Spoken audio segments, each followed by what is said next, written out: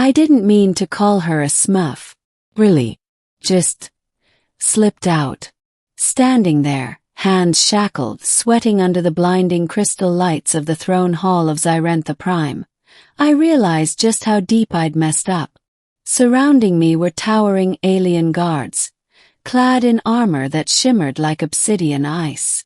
And on the crystal throne, staring down at me with a glare that could vaporize steel, was her radiant majesty, Queen Xephyra the Azure-Blooded, sovereign of the Blue Suns and High Warden of Galactic Sectors 3 through 7.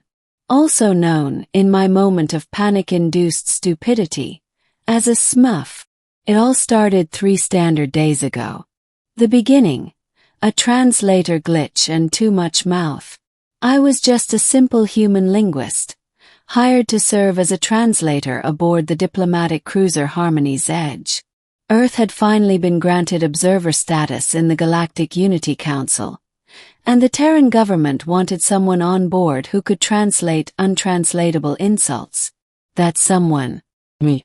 On day 1, we were invited to the coronation anniversary of Queen Xephyra.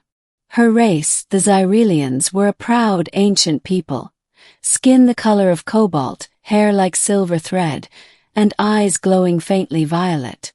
They stood taller than humans, carried themselves like gods, and were very sensitive about their honor. So naturally I was on high alert not to mess anything up. And then the translator chip in my jaw glitched. We were in the Queen's reception hall. Xephyra stepped forward in ceremonial armor, smiling, a rare, frightening expression among Xyrelians. She addressed me directly. "What does your species think of my divine form?" Now I was trying to say, regal and graceful.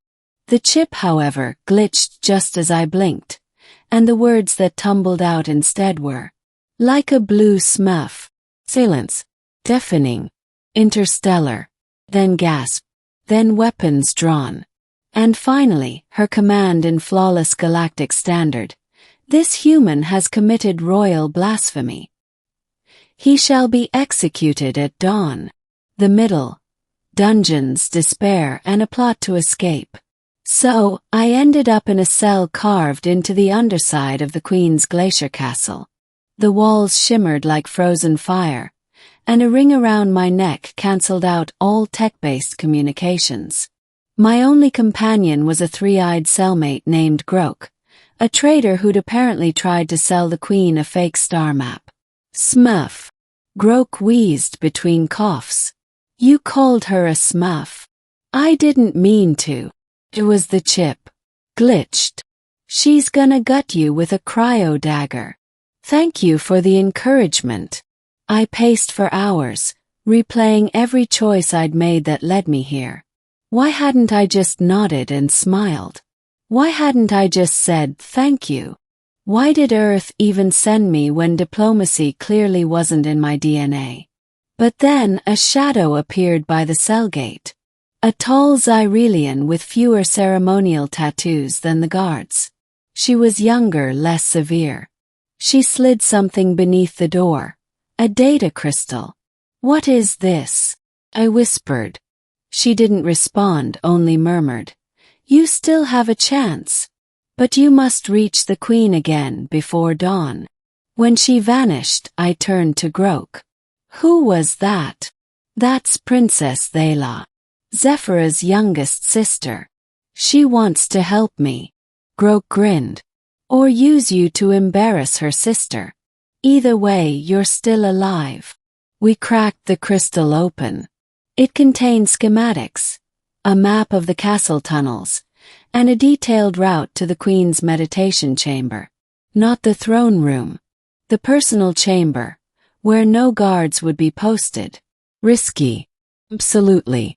But staying put guaranteed my neck meeting the ceremonial blade.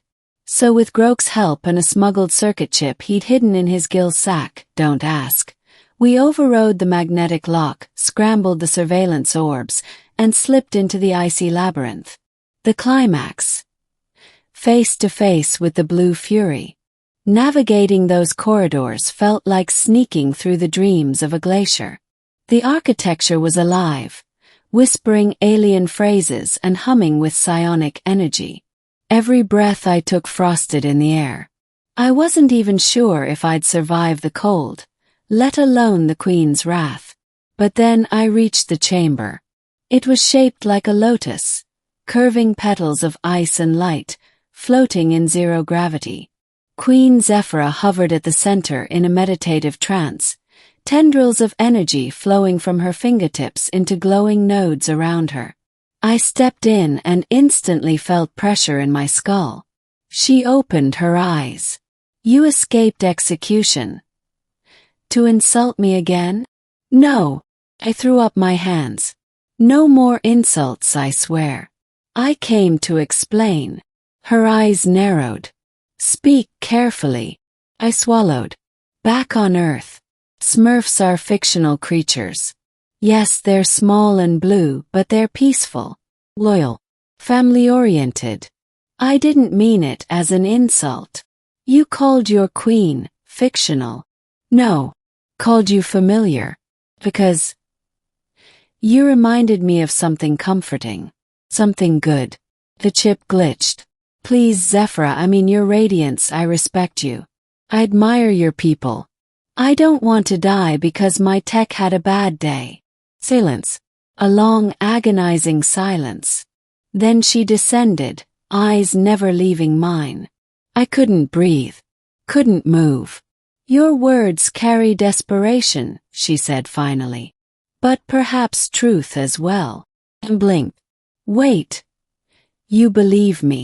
He turned away. "They'la intercepted the execution order. She's young, impulsive, but intuitive. She believed you deserved a chance to explain. She was right." Xephyra faced me again. "Yet the insult caused ripples. The Council now views you as a joke. Earth as ill-prepared." I clenched my fists. "Then let me fix it. Let me speak before them. Let me clear Earth's name. Let me clear yours. You deserve that." She studied me again. "You would risk mockery to save the one who condemned you. Because I made the mistake. And if I go down, I'd rather it be while fixing what I broke."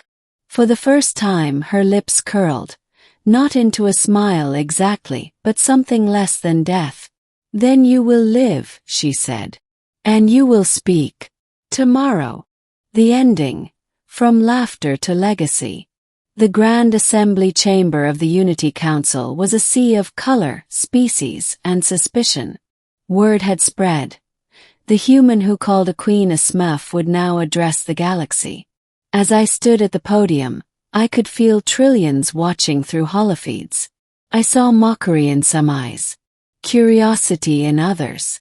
And just behind me, Queen Xephyra, stoic, regal, silent. I took a breath and spoke. "I'm not going to lie. Messed up. I insulted a queen. Not out of hate, but because my technology failed and I didn't stop it in time. And honestly, because I was nervous." Few chuckles. "But here's what I've learned from Queen Xephyra and the Xyrelians in these past 3 days. Honor isn't about never making mistakes. It's about facing them. About making them right. About respecting those different from you enough to fix what you broke." I turned slightly, nodding to her. I called her something ridiculous.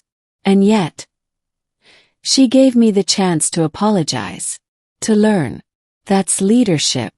That's strength. Silence. Then the Queen stood beside me. Her voice echoed. "We all make errors. What matters is the courage to admit them.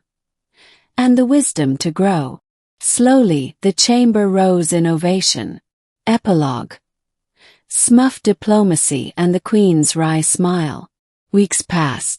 I was allowed to return to Earth, though now with a permanent Xyrelian escort. Queen Xephyra sent me a message the day I landed. "Human. Earth is clumsy but sincere. You are still foolish but brave.